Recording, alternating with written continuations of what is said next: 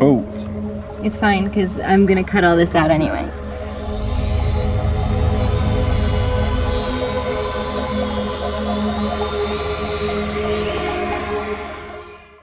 The latest Gabby Petito documentary that's just dropped on Netflix is an excellent investigative report that really paints a vivid, three-dimensional portrait of the case.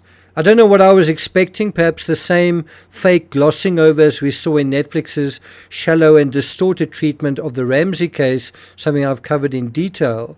Or perhaps I thought that all the behind-the-scenes stuff was in the trailer. Well, there's a lot more besides. Really incredible to see just how much footage has survived and that Netflix was able to get hold of. I've only watched episode 1 of American Murder, Gabby Petito, and it's incredibly powerful. It's enlightening, entertaining, interesting, but also sad and touching. I mean, the irony is that Gabby's dream of making a successful travel vlog actually came true, except with her as the tragic victim of her own story and, of course, the manipulative Brian Laundrie as well. I got nightmares in my head, I fear thoughts build up until I can't feel. My mind fills up into a creature, and it haunts me somewhere much deeper. I got nightmares in my head, I fear. Hello and welcome to True Crime Rocket Science. What I think really comes through very strongly in episode 1 is a deeper sense of all the dynamics, a richer sense of the relationship dynamic between Gabby and Brian, which was actually, in reality, very, very dysfunctional. But also Brian's weird relationship with his jealous and controlling mother, as well as other dynamics involving friends and exes. It's also interesting and effective, in my opinion, how they have used AI to recreate Gabby's voice via her own diary entries. They really do resonate. It really does seem as though Gabby is talking to us. That's something they did in a historically accurate documentary I watched on Churchill as well. It's difficult not to feel emotional as the investigative documentary works its way through the fabric of this tragic narrative. We see Gabby as both more sensitive and beautiful, youthful and vulnerable than our original, though limited, exposures to her, to those Instagrams and that single video that she posted onto her fledgling YouTube channel. By the way, have you had a look at it? Nomadic Static, on the basis of a single 8-minute video, has over 180,000 subscribers, and her one video has over 7.4 million views and counting. That's since it was posted by Gabby 3 years ago. Those are numbers any influencer would dream about. But as Rose Davis, Gabby's friend, says, behind the fairy tale scenes of many influencers are unhappier, darker, often discomforting realities. And we're going to deal with that reality in this series. If you haven't subscribed to the channel, please do. If you're really interested in the Gabby Petito case, I'm going to be doing a series on that, so you probably are going to want to be alerted to further analysis in this regard. I've also got 2 playlists that you might want to go into, which I covered in real time. I'll put links to those in the description as well as at the end of this episode. If you find this analysis worthwhile, please hit the thanks button and let's get started. So in this analysis, we're going to broadly cover the gem that is episode 1. I really was impressed. I'm not sure how some of you feel. We're going to deal with the 6 what the ifs before we drill down into the details in upcoming episodes. So let's deal with 6 what the ifs from American Murder, Gabby Petito. There are actually quite a few more, but let's start somewhere. Starting with number 1, guy slapping the girl. What were they doing? We drove by and the gentleman was slapping the girl. He was slapping her? Yes, and they drove off. Now, although episode 1 opens and closes with the dramatic police body cam of the Moab stop, certain snippets of banter, which I think have been revealed for the first time, that's included. It's crazy that the critical information is really conveyed in really the first 15 seconds of this entire series, when a member of the public says he saw a guy slapping a girl. Basically just guy slapping a girl. If the cops had used critical thinking and just based their actions on the observed behavior of a third party, things could have been completely different. Not just one life could have been saved here, but two. As it is, the Moab incident is Exhibit A on not only how manipulative and sly Brian could be, but also how Gabby apologized and sort of enabled his behavior, certainly during that whole scenario. It also shows you how tricky these situations can be for the cops when the victims aren't completely honest with the investigators. Number 2, Brian proposed without giving Gabby a ring. Now, Netflix succeeds in personalizing Gabby's story very early on by showing intimate portraits of her as a baby and having her mother and other family members talk about the real Gabby in very personal terms. You know, she was expressive, she was energetic, she was artistic, and of course, a very appealing, likable person. But we also see a disturbingly immature pair make arrangements to marry these arrangements seem premature. It shocks everybody, family members, friends, and certainly Gabby seemed to be less into the marriage idea as time went on than Brian. I do think Gabby's own parents marrying when her mother was 20 and splitting up when Gabby was just 6 months old, perhaps too recklessly, is a dynamic that perhaps overshadowed her own choices at the same age. I also think Brian's parents and older sister, who are both ensconced in rock-solid, safe but perhaps stifling unions, that seemed to be the model that Brian aspired to. Of course, being married and settled versus being out on the road freelancing couldn't be two poles further apart. But I do think there's something almost symbolic in Brian being in such a hurry to marry Gabby that he doesn't even give her a ring. He doesn't even have a ring.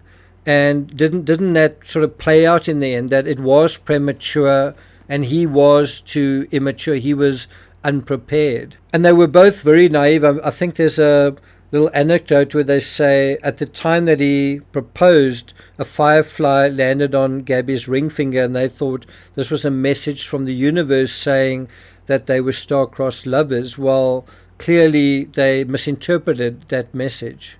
Number 3, Gabby made the classic creative mistake. Now, a lot of the pressure on Gabby was actually financial, and I think she was aware of it and she was responding to it. And kudos to her for doing that. This financial pressure in part was because of the financial outlay Gabby put out there. And I've seen other creators doing this quite often. Big expenses, including the van, which was Gabby's, the drone, cameras, and a lot of footage, and this whole trip, also a really big expense. And yet Gabby, as we can see on Netflix, left so much of this footage that so much of the effort was left on the cutting room floor. She hardly got down to post anything, and I wonder why that is. But I also think it's difficult to look at that footage and not think just how much potential Gabby had. If she simply was just allowed to do her thing, where things could have gone and how successful she could have been. Not to say that it's easy, but that she probably had the smarts and the potential to do it. It's just something that does require a certain amount of grit, a certain amount of perseverance, a certain amount of resilience, and the ability naturally to deal with anxiety. Episode 1 also touches on the insecurity, resentment, and jealousy that seems to be part of the influencer life, where one person is simply following a work ethic. They know how much work they've got to do, while there's someone else sort of on the periphery that is, well, it seems to be surfing their own waves of inadequacy and low self-esteem. And they just can't get behind the other person as a partner and a supporter with a common goal. I do think you need a fair amount of self-esteem in order to survive the travails of this kind of lifestyle. Number 4, Brian thought the vlog was stupid. This was the foundation for the Moab incident. Gabby had a lot of work to do and Brian just wasn't interested. He wasn't supportive. He was sort of undermining her in a sense, criticizing her. And this just put more pressure on Gabby than she was already under and undue stress on the relationship. Think about what was going on. Gabby's trying to make a living. She's trying to have a job. She's trying to, in a way, be self-employed. What was Brian trying to do? Walk around barefoot as much as possible and then go home to mooch on his parents. I mean, what was Brian's game plan here? Just find whatever way he could to be in a relationship with Gabby. And there's some pretty desperate text that he sends to Gabby at a certain point. We'll deal with that probably in the next episode. Rose Davis, Gabby's friend, makes a fantastic observation here. She says he knew that Brian would eventually be exposed by this vlogging, and he would be seen through for who he really was. And I think that's true. I think he was sort of living a lie. And so Rose Davis felt there was something off with him from the start, from his weird art, his weird books, his weird behavior. And she was right, wasn't she? I also feel like I don't know what Gabby ever saw in Brian. Number 5, they met up the same night, that's the night of the incident, despite the cops asking them to stay apart. I must say, I find this kind of unbelievable and disappointing. Did you know that Gabby also called her mother, told her mother what was going on, and somehow they still continued on the trip? So her mother was aware of what was going on, aware that the police came, and went on regardless. Not just that, but despite the officer insisting that they cool off, and I think it was good advice, that they not contact one another overnight, just give them a chance for emotions to settle down. Well, what did they do? They actually met up the same night regardless. And look how things turned out at the end of that. I mean, what this pair did need was a proper separation from one another, not just one night, but going their separate ways. And it is interesting that Brian did actually fly home, and that was a chance for Gabby to have gone her own way. And what did she do? Did she summon him back? Did she miss him? Did he have a change of heart? Who knows? And I think all of this was a precursor. The Moab incident, I think, was a precursor trial run that I think gave Brian the confidence that he could outsmart, perhaps a better way of saying it is, fool the cops. And then also that it made him think he could commit murder and get away with it. And I mean, what is more ridiculous than him arriving home alone in Gabby's van, and basically when they say, well, where's Gabby, shrugging his shoulders when asked where she was. This is a guy who's got no game, right? Now, Brian had been lying not only to others but to himself. He'd been living a lie for a long time with Gabby, which is why murder wasn't such a big leap for him. You get a real sense of this when you get to know Brian better. Number 6, Gabby didn't know how to leave. And this is something that emerges right at the end of episode 1. Perhaps the most surprising aspect and the most upsetting is that Gabby contacted her ex-boyfriend. I think his name's Jackson. Anyways, a dude who looks surprisingly a lot like Brian. And he said that this seemed to be a cry for help. That she knew she was in trouble, she wanted out, but when you're traveling alone with a guy, how do you make a run for it? And there's actually so much more to say, isn't there? Are there any what the ifs that I haven't mentioned that stood out to you? By the way, I covered this case extensively on Patreon. There are over 240 posts on Patreon dealing with analysis on this case.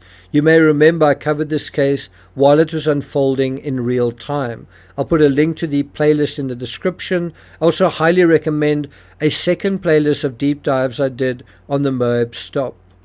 So I'm not going to take it further than that, but I think in a very basic sense, the Gabby Petito case reveals how hard life on the road can be for influencers, how hard they've got to work, how much stress they're under, and how difficult it is sometimes to put up with them, and how difficult it is for them to put up with others. And also perhaps in an even more basic sense, the dark side of social media.